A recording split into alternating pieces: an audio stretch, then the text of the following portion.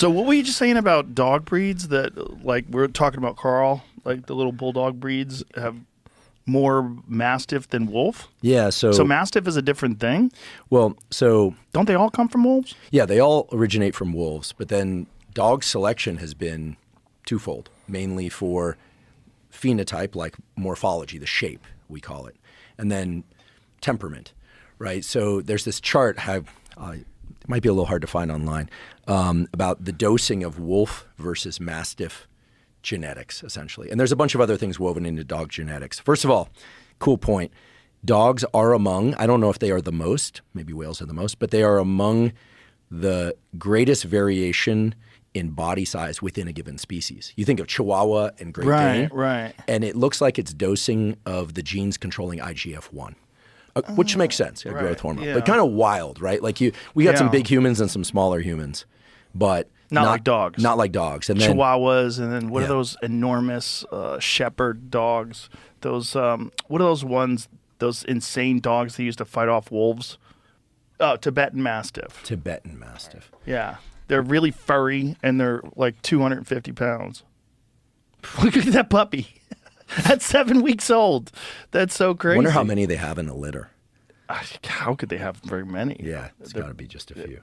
Poor mama. So I have this colleague at Stanford, Sue McConnell. She's won Best in Show at some of the big events for poolies. She breeds horses, and she's into that whole... What's a poolie? The poolies are the ones that look like Rastafarian dogs. You know, their eyes are covered. They're amazing. They're amazing.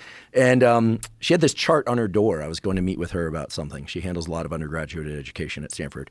And I see this chart, and the chart essentially shows the dosing of kind of the original wolf line genes versus more mastiff-heavy genetic background. And there are a lot of breeds on this chart, but it essentially shows up in the following way. The dogs that are more sight and scent, right, and with longer snouts. Like a shepherd. Like a shepherd, have more heavy dosing of the wolf gene still in them. Then you get to the shorter snout, kind of snub nose like the French bulldog, the English bulldog, and some mastiff breeds, pugs, right? And the amount of wolf in them is like nil to none. And then what's happening... But wait a minute. But they all start off as wolves. So they have some genes that relate to the wolf origin lineage, right? But over time, they've been bred, for instance, the English bulldog.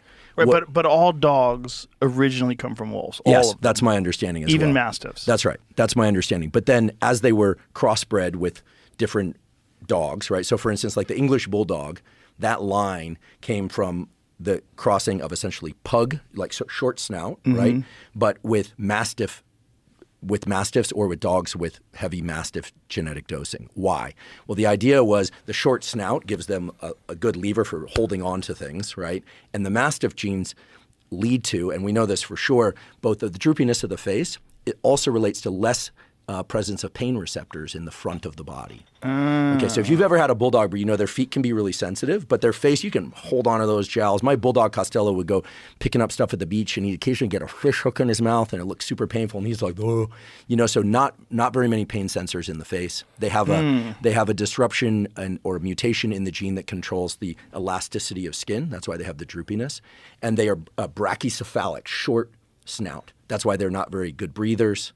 And they essentially have sleep apnea. That's why they have a bunch of problems. They snore like a motherfucker. Right. They do. So they do snore a lot. I can attest. Like Carl does. It's crazy.